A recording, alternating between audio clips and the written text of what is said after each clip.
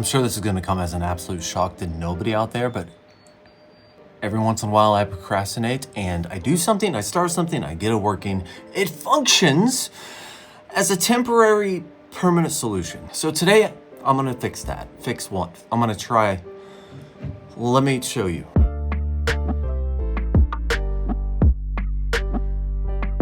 I don't know if you remember this build, but this is a Threadripper, like 128,000 cores with 128 gigaterabytes of RAM and just super overpowered. It's been a work in progress, but it hasn't moved from its original location, literally still sitting next to the hot water heater. I've done work to it, I've taken it out, I've swapped things, I've added, removed. I added an RTX 4000 Quadro card into it because I wanted to play with a little bit of self-hosted AI stuff. But one of my biggest hurdles was I created a device that would take the PWM signal off of the motherboard, translate that into a voltage control, and it would basically reduce the amount of voltage going to the super duper fans that I have hooked in here, which by the way are actually kind of like my favorite fans. They're super good at what they do. They just move a lot of air. The only problem with these fans though is that they draw a lot of amps very consistently, and they have fried a bunch of stuff that I tried to use to power it. Not only did the amp draw fry the device that I made for it after about a month or two worth of working, but then I even tried to wire it directly into the power supply, and then I got some kind of weird thing where they stopped working again, and I think I killed a rail,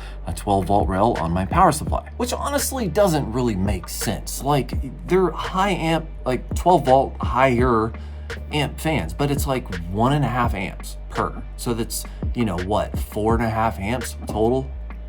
Yeah, carry the niner. Yeah, the point is they draw a lot of power. And to fix this, I ended up running a line directly from my DIY Powerwall that has more than enough amps to supply to these fans, and I just wired that thing up directly. So depending on how long this video takes, I either have 2 goals to finish the video or 2 goals to start the video. Goal number 1 is to put the RAM back into it. This sounds a little weird, but I had a weird issue. I took the RAM out, it fixed it. I never even addressed it, so it's got a weird thing of RAM. So I want to stick the last bit of RAM in there, and I want to make sure that works, and if not, I got to figure that out, maybe replace it, etc. It's not really that big of a deal. It's like put it in, see if it works, go from there. But the second thing is that I want to figure out the power with the fans. But this time, instead of trying to set up some voltage regulator or fan reducer or anything like that, I'm just going to wire it directly to the power supply on a 12-volt rail, and those fans will just be on full send all the time, allowing me to get rid of my ridiculous bandage patch of an outside power source and just run everything internally, as it should be. Ah, damn it. I left this fan plugged in and then I picked it up and dropped it and one of the blades fell off. I unsuccessfully tried to super glue it, but I couldn't hold it on there and it just wasn't drying fast enough because super glue nowadays sucks, or Gorilla Glue does. Anyways, even if it did glue, I probably want to trust it to spin anyway. I'm just gonna buy another one. Now, I may have felt like I have a pretty good idea of like the pinout of this power supply. I wanted to make sure I checked every single wire to see exactly what was pushing what voltage. And then, because I wanted to make this not necessarily clean, because these connectors here are white, I wanted to make it clean-ish. These white connectors that allows me to pin them in and actually allow me to plug and unplug as I want to.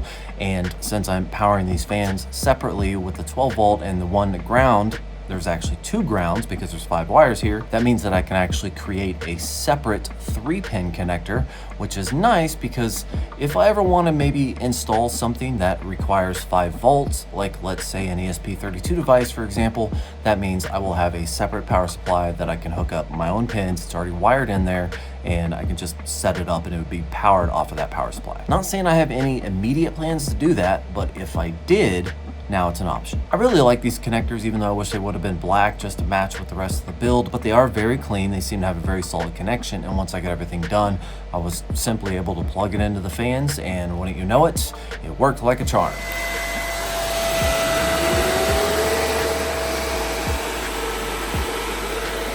Yes.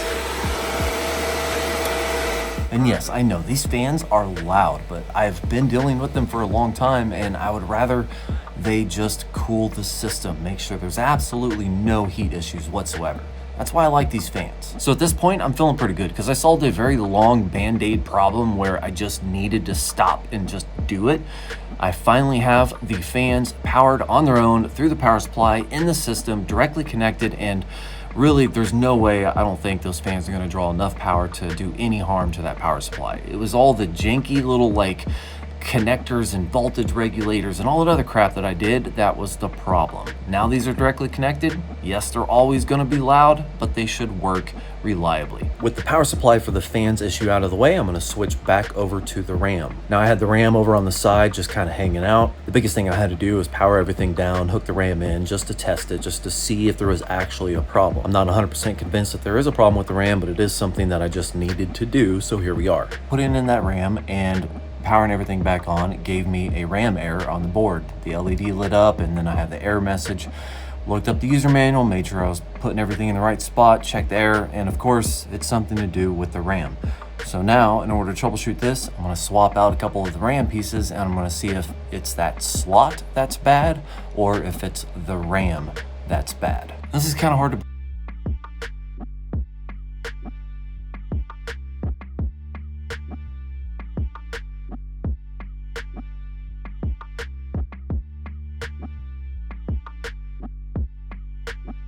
because I put it right back to the way it was, booted right up. I have an option. I can either run with the oddball 96 or 98 gigs of RAM that it has now, or I could put this final 32 in there and just get my 128. So if I'm looking real close, right, the pins, some of these pins are just off a little bit on the color. They look a little green. I don't know if that means some moisture got into it or something. I have no idea. This motherboard that was sent to me was a used motherboard, so maybe something was in there. I don't really know for sure. Since it looks dirty and I can clean that, stick it back in there, maybe that'll fix it. So just using some Q-tip and some alcohol, I kind of doused it down, scrubbed a little bit with the wetter side of it, and then took the drier side and scrubbed it a lot more. And that seems to have actually cleared off quite a bit. If cleaning this is actually gonna get it to work, that's gonna be amazing. It makes me wonder why that's a problem in the first place. Is it a motherboard thing or what? But hey, if it works, whatever. It booted up. It doesn't have any kind of problems. However, once Proxmox actually launched, it's still only showing the 94 gigabytes of RAM. So it's not even recognizing this extra DIMM. So I actually kind of think maybe this is literally probably the first time ever I've had an actual stick of RAM go bad. I think. I'm gonna have to test it out in different systems, but I mean, I don't know. I'm just gonna have to suffer through 94 gigs of RAM and try to see if I can make do. But at least now I know. I'm almost too embarrassed to show you this, but hey, this is what I do. This is the current state of my server rack. In my head, I've been thinking, Jason, you need to just take the time, redo the rack, clean it up, make it look not like garbage, but I haven't done that. And now I really kind of sort of not necessarily have to clean it up and make it not look like garbage, but I do have to make a room for this other server. So if you look at the layout, it's like I have a little bit of room above some of the servers so I can just kind of move everything up. I still want to have everything in there mounted, even though one of those I'm going to decommission and to power off to save power because it's a waste of power. But that doesn't change the fact that I want everything in this same rack. And in order to do that, I have to kind of just move everything just a little bit. Everything should fit. It's just a matter of powering everything down, relocating it. Since I technically really don't have sliders for a lot of stuff, then I kind of just have shelves. So that's step number C. Just gotta send it. Because this is such a rat's nest, I had to kind of move the cables out of the way temporarily. Totally not gonna be a forever thing.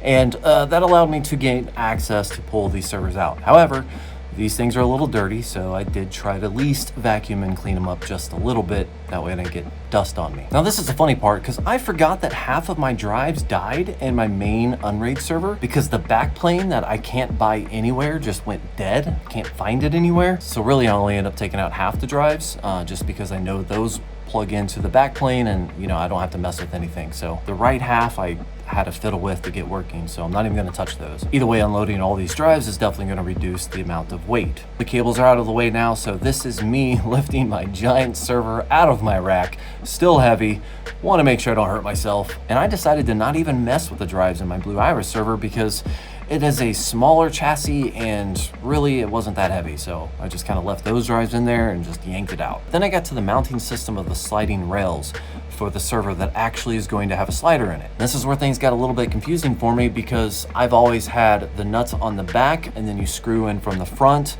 and you know, the holes would all line up. But with the new system, when you put them in there, it doesn't really line up with the nuts. So like the screws are kind of going in a side. So then I thought to myself, does that mean that it has to be racked from the other side? Which doesn't really make sense, but I guess that's what I'm gonna have to try. I'm actually a little concerned of racking the server because I've ruined server rails by not doing it correctly. Bearings go flying and you can't buy them again, and it's just a whole thing. Turns out I'm just an idiot. It lines up just fine. You know, the bolts on the back are a little over to the right. It did kind of have to go at an angle, but at the end, it all lined up. I successfully got everything moved. The power distribution switching thingies that I got there, which I don't even really know if I want anymore, but I'm gonna keep them.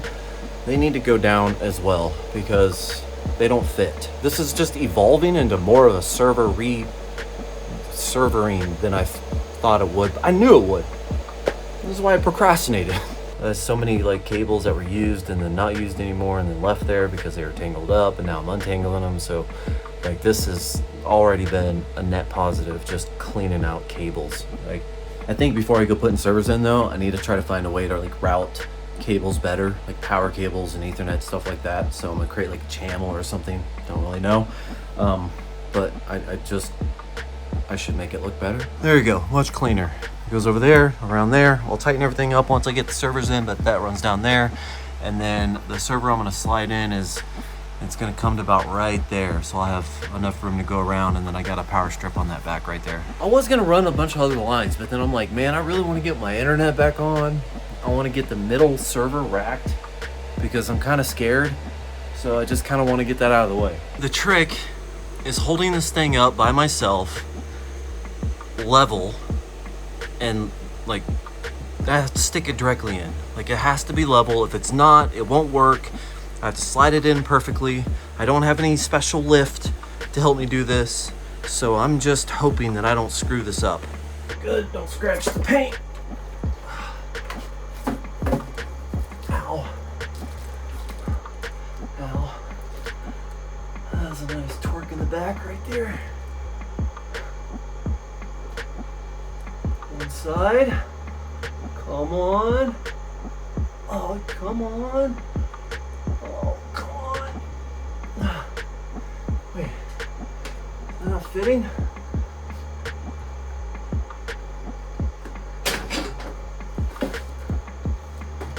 Is that too thick? That's too thick. Son of a bitch. I was right. It did have to be mounted the other way. So my previous thoughts where I thought it was a weird thing that I mounted it the wrong way, and then I thought I measured it correctly, and then it was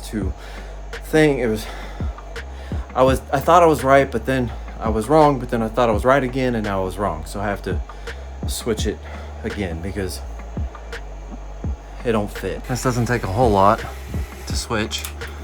I think it's weird. Right? I mean, is that weird? Somebody tell me, is that weird? Let's try that again. Did this once, Jason. I can do this again. Slide it right in the hole. Just like it did before. No big deal. I can't see it.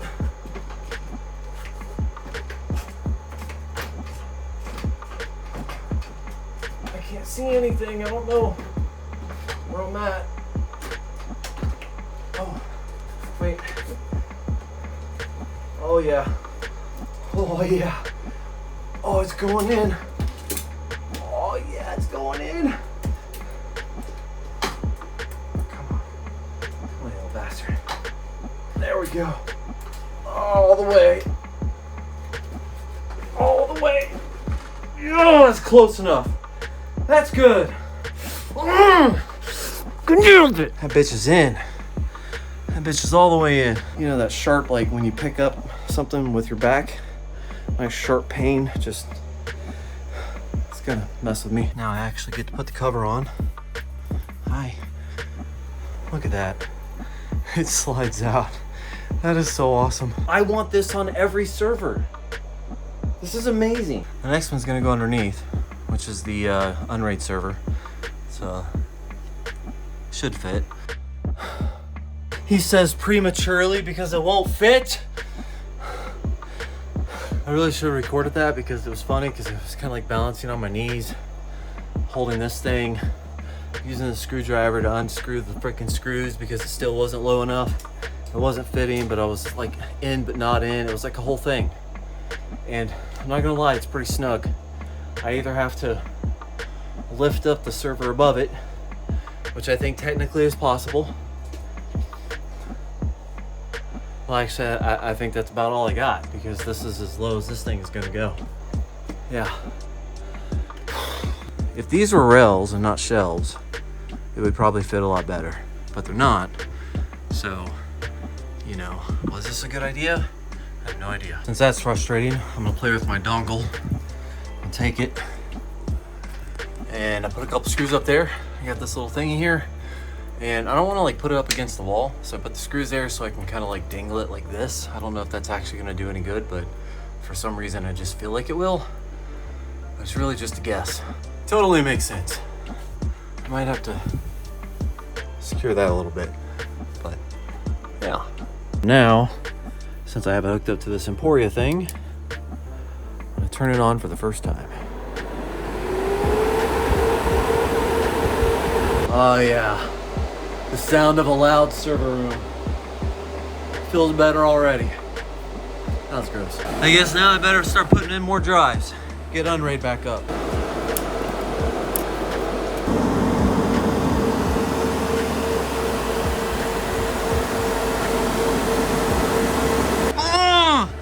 Oh man.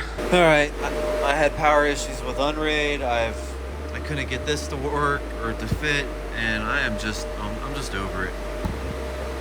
I'm gonna reapproach this later. You know, sometimes you just get like so frustrated, you just gotta walk away. That's it. You just gotta walk away.